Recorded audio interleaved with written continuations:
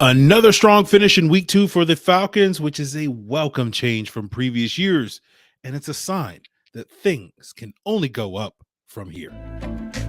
You are Locked On Falcons, your daily Atlanta Falcons podcast. Part of the Locked On Podcast Network, your team every day.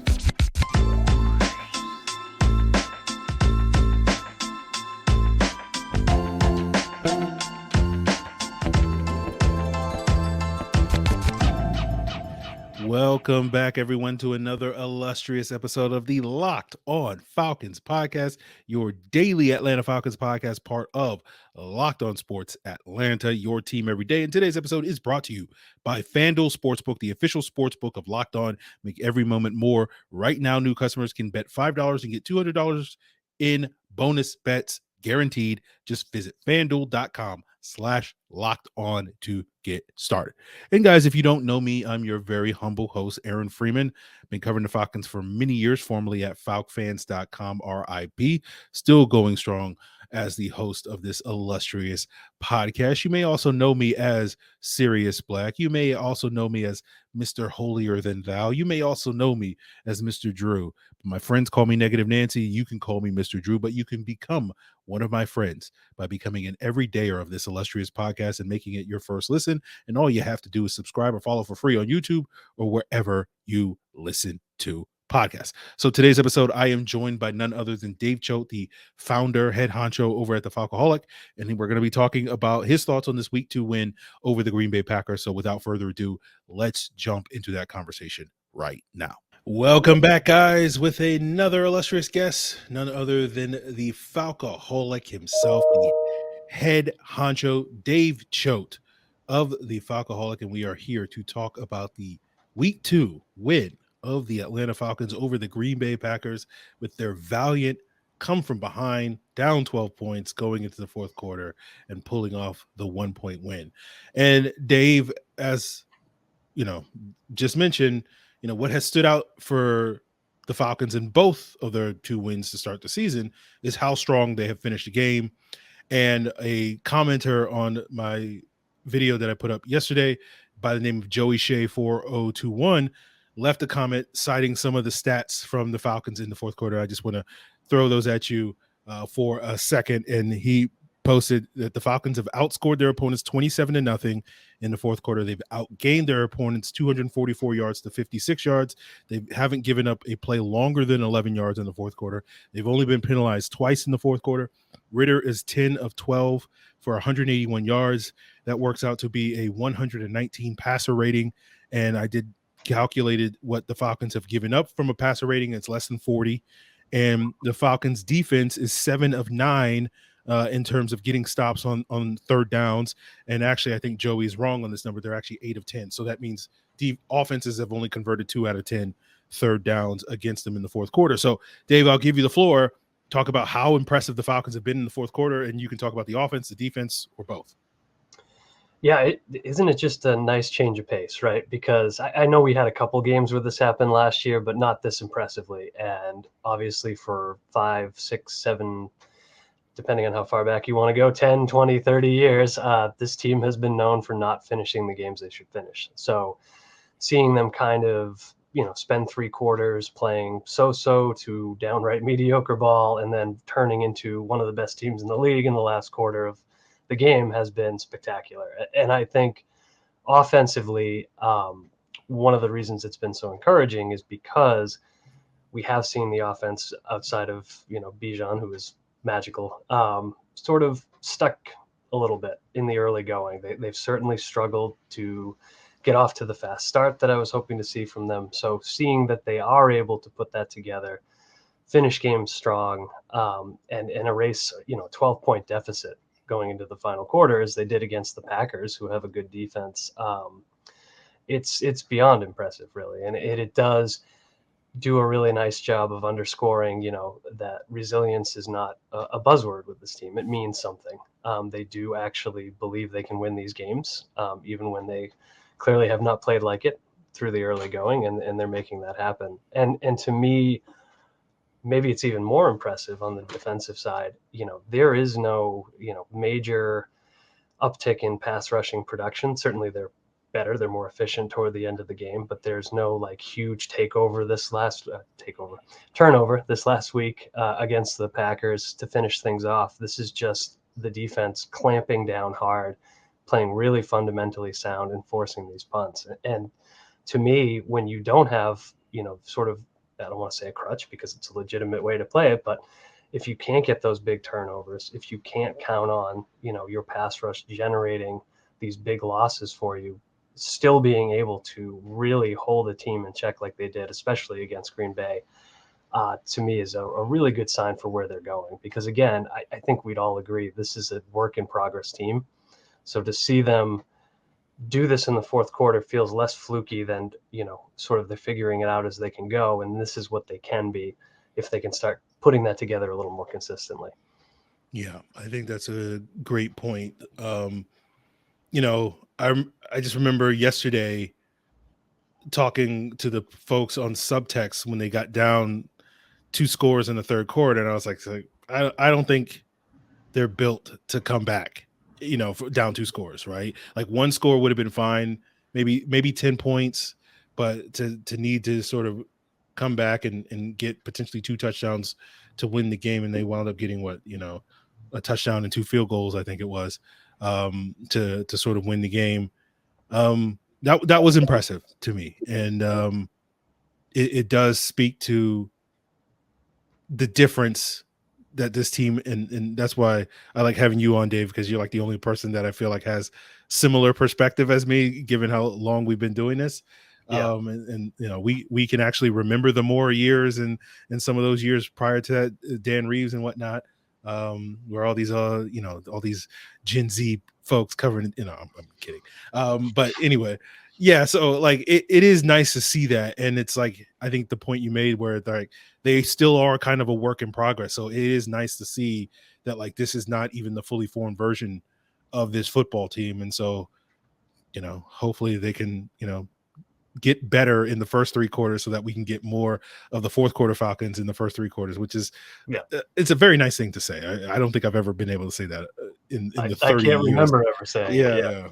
Yeah. So, we'll talk a little bit more about Desmond Ridder and sort of his ups and downs and sort of where we kind of lean. Are we focusing more on the positives, or the negatives with Desmond Ridder? We'll get into that, guys, as we continue today's episode here with Dave Choate of the Falcoholic.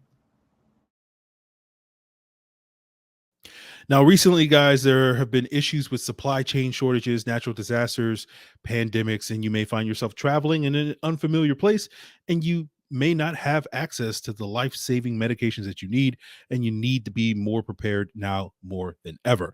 And I personally deal with sinus infections and ear infections a bunch, and I definitely don't want to worry about whether or not I get my hands on some antibiotics if I need them, and Jace Medical has my back. It's simple. I go online, I fill out a form, I get a prescription, life-saving medications sent right to my door. You can put them in the Jace case that they can send you where you can keep all your medications, and it gives you that peace of mind so that you can have access to medication in an emergency, and you can save more than $360 by getting these life-saving antibiotics with Jace Medical, plus an additional $20 off by using the code Locked On at checkout at jacemedical.com. That's Jace Medical, JASE medical.com, promo code Locked On. And guys, got to snap back into the NFL action this season with FanDuel, America's #1 sportsbook. Right now, new customers can get $200 in bonus bets guaranteed when you place a $5 bet. That's $200 in bonus bets, win or lose.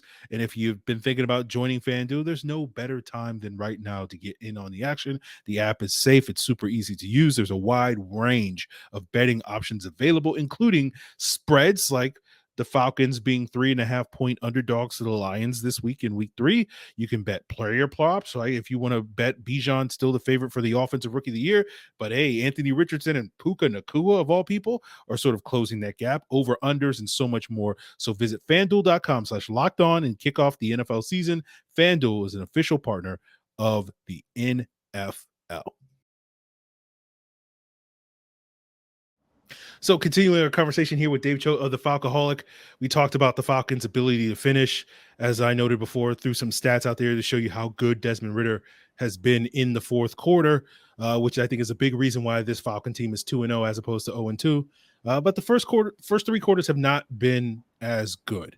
And I noticed with the Pro Football Focus grades dropping a little bit earlier today on Monday from this week 2 game, they charted Desmond Ridder with 4 turnover-worthy passes, which gives him 5 for the year. And I frankly think it was probably one that they should have counted in week 1 that they didn't count. So it'd actually be 6. And so that's kind of the good and bad with Desmond Ridder. Like fourth quarter, he's lights out. First 3 quarters, it's a little shaky, right? And so I guess my question for you, Dave, is through 2 games, where do you sort of tend to lean? You tend to lean more towards the good side of things or the bad side of things? I think I lean more toward the bad side, but it's from the perspective of believing that Desmond Ridder in the fourth quarter is sort of where Desmond Ridder can get, right? Maybe not that consistently good, but he can be a good quarterback. I think the pieces are there, and when you see him come on late in the game and really start rolling, that is who he can be if he can consistently do that. And that's why I focus more on the bad, because he is a slow starter. He's been a slow starter going back to college. And I think it was Matt Waldman who wrote an article the other day talking about how he's reading the field, and that's sort of being something he has to improve to unlock this. And we saw it against the Packers. Some of those throws, like I had little heart attacks and I couldn't believe they were dropped. We'd be having a very different conversation about this team, about Ridder, had those not been dropped. And they were giving me interceptions. So it was a 50-50 thing, maybe. So I focus on those things because I personally think, he was moving a little bit faster. I think making quicker decisions throughout this game that didn't always turn out to be a good thing, because again, sometimes he pulled the trigger maybe when he shouldn't have. But I believe that improvement can be there. And so focusing on, as I think the coaching staff and Ridder will tell you, as they will do, focusing on the things that he's not doing well are going to be critical and can't be ignored, because to reach his potential as a player, as a passer, it's stuff he's got to work on. He cannot be throwing the ball right at a defender because he's not seeing that defender really. He's just going for it. He can't run into sacks the way he did more during the first week, thankfully not as much against Green Bay.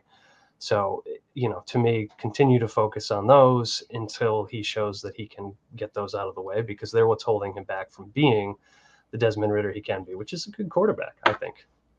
Yeah, I think that's a great way of putting it, Dave. It's like you're seeing the tale of 2 Ridders, right? You're seeing the good version. Everybody that believes in Desmond Ridder looks at the fourth quarter play and it's like, yeah, that's the guy that we think he can be. And then everybody who is skeptical of Desmond Ridder just looks at the first 3 quarters and like, that's who he is. And it's, that's what's going to have to play out in the next 15 games, sort of like, which way does he go? Do we get, is it just going to be 3 quarters of bad play every week and then just hope that, it all comes together in the fourth quarter? And that just doesn't feel particularly sustainable week in and week out.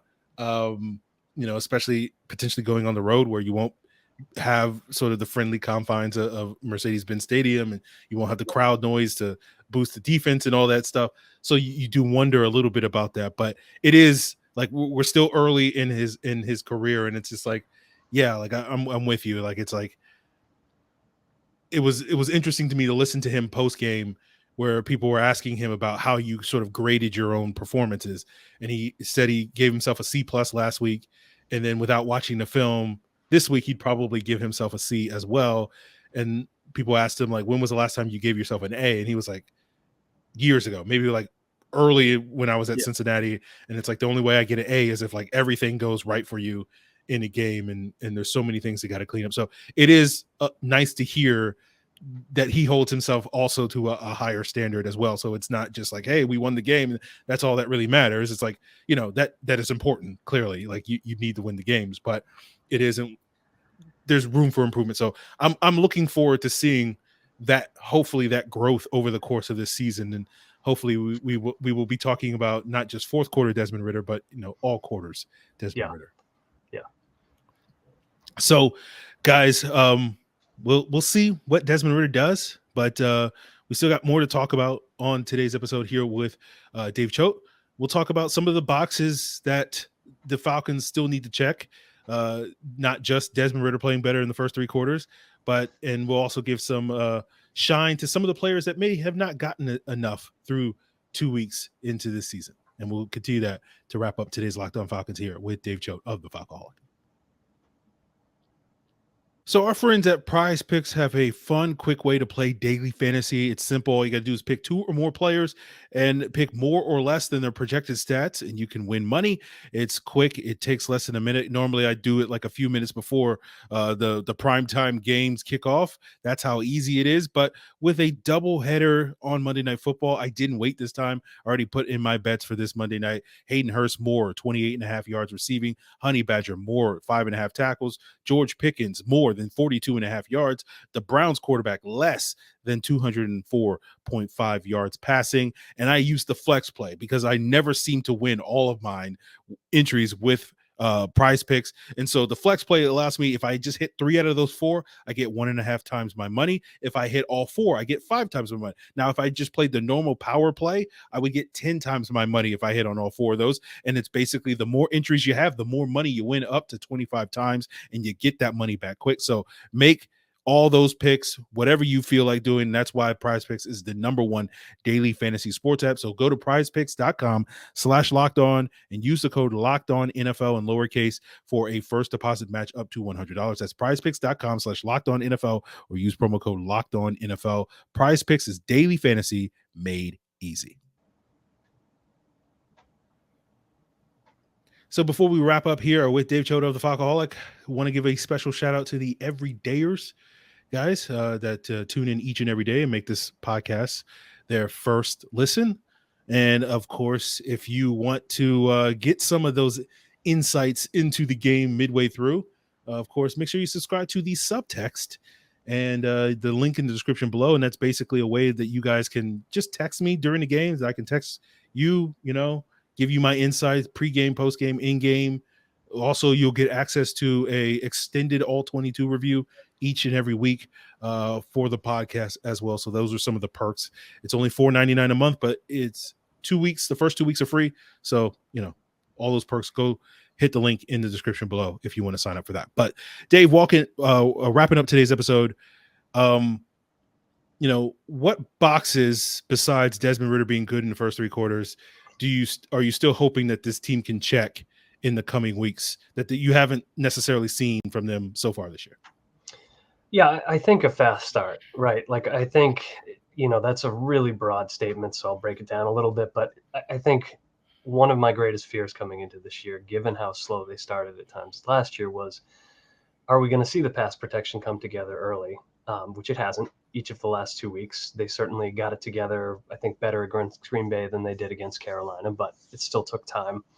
I want to see the pass rush get going really at any point in the game consistently, but especially early on would be nice.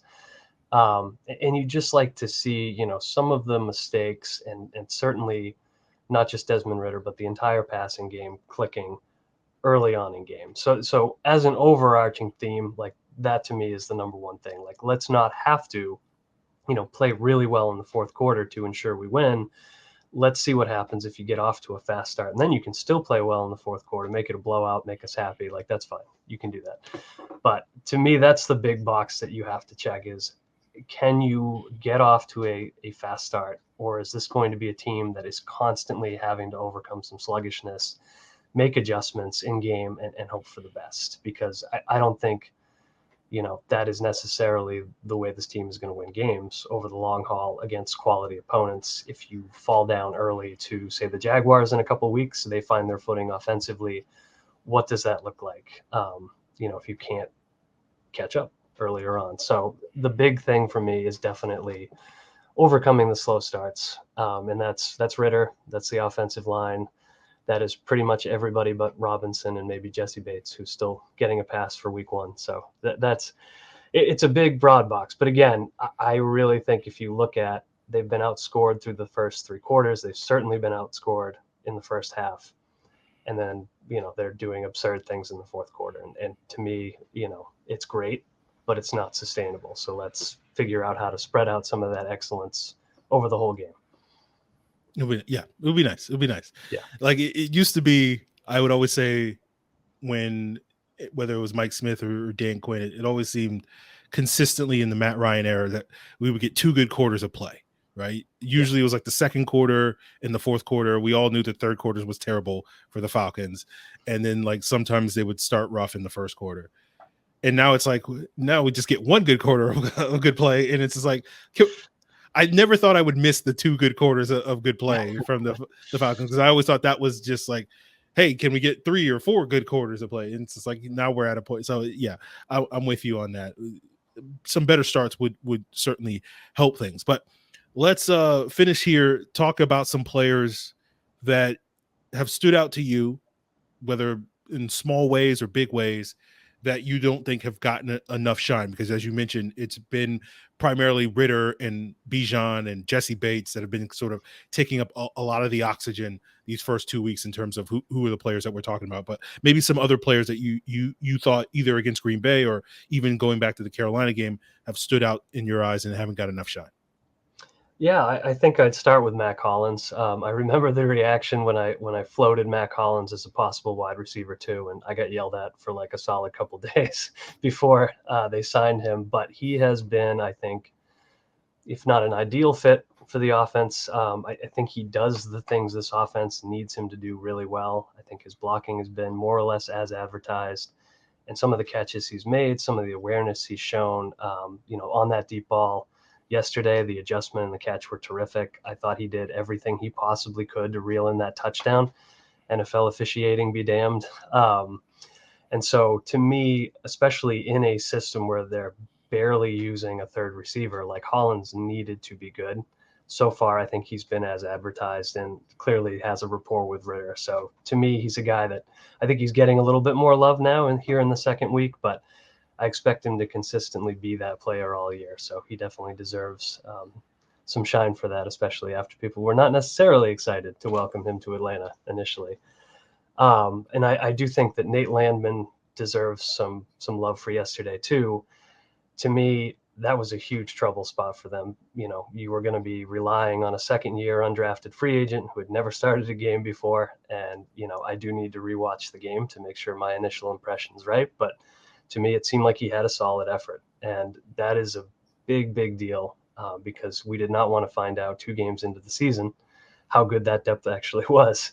And so, Landman holding his own, having a couple of nice plays along the way gives you some confidence that if Anderson takes a little bit longer to come back, if an injury crops up for Ellis, hopefully he can step in for a week or 2 and be a useful player. So that's a big deal to me. And I do think that the third player I'd call out is Drew Dalman. And I think if you look at where he is this year in terms of how he's playing versus last year, where there were some errant snaps, obviously, there were some blocking problems as you'd expect for a first-time starter at center. And to me, he's looked like one of the team's more consistent offensive linemen this year. And that, again, is a big deal because he was maybe the least touted guy coming into this year. But, where you've had your ups and downs with Lindstrom and McGarry in the early going, Bergeron's a rookie, and Matthews is Matthews, minus, the quarterback saving face mask yesterday, which we did appreciate. Dalman has been that guy. So to me, him making that, if it's a step, if it's a leap, we'll see over the course of the season, but any improvement there is really good news for this offense. So. Yeah, I think Landman's a great pick just because I think so many people, myself included, were concerned about the linebacker depth. And it was just like, I don't know about this. This is highly questionable, I guess is the word of, and I thought Landman had a good summer. And so I thought it was like, okay, he might be okay if he has to play, but hopefully that I don't want to find the answer to that question, right? It's basically if I can avoid that. And so I thought he played. Rewatching the game this morning, I thought he played about as well as I could possibly hope. A couple other guys I throw out there. Jonnu Smith, I thought, stepped up last week against the Packers after a very ho-hum, I guess, week 1. It was just like, after the week 1 game, I was like, I guess I got to start looking at tight ends in college football because I don't know if Jonnu Smith is, there's probably an overreaction based off of 1 game, but it was just like, I don't know about this Jonnu Smith thing. I don't know if it's going to work out. He had a couple of, like, when Arthur Smith was talking about some of the spacing issues that he had in week 1, I felt like Jonnu Smith was maybe the culprit on a couple of those. And another player I'll give love to, because I basically wrote him off last year, is Keith Smith. I thought Keith Smith's blocking in week 1 and week 2 has been really good. And last year I was like, he's cooked, he's washed. He love Keith Smith for holding down the fort for 3 years after it took us so long to get competent fullback play after Patrick DeMarco's departure. I still have that large Patrick DeMarco size hole in my heart. But and then I thought last year it was like, yeah, I don't think Keith Smith's bringing much anymore, and it's time to move on. And the Falcons didn't move on, and so I was like, okay, I guess.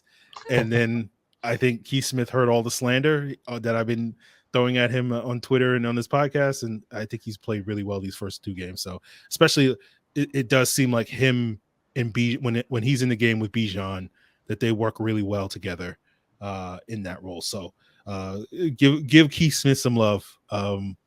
Usually I give a lot of love to fullbacks on this podcast. I have not given enough to Keith Smith over the last year, so I will give him his flowers on that. But Dave, I really appreciate you joining me on today's episode and talking about the good, the bad with the Falcons. Hopefully we won't get too much ugly moving forward. Although, some of those offensive line plays in week 1 were pretty ugly, but we'll leave that aside. We'll leave that aside. And Dave, let the people know, what you have for them in the coming days and weeks over at the Falcon. Yeah, so we got some great stuff from Aaron Freeman. You might be familiar with the name. Finding 5 Falcons every week to focus on and really breaking down the matchup in detail.